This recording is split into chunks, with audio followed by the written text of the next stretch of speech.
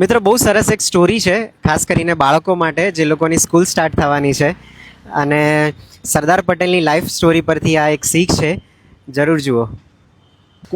School વાળો એક inspiring incident કહું તમને. હા. તો સરદાર પટેલ એકવાર વડોદરા ભણવા આવ્યા હતા, મતલબ 5th-6th સ્ટાન્ડર્ડમાં એમને વડોદરા એડમિશન લીધું.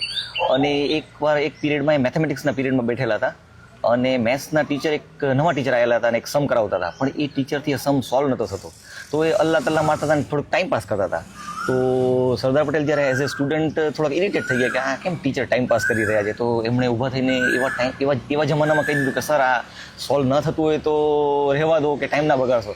તો એમણે કહી દીધું કે તને બહુ આવડતું હોય તો તું જ સોલ્વ કરી દે અને તું જ માસ્ટર બની જા.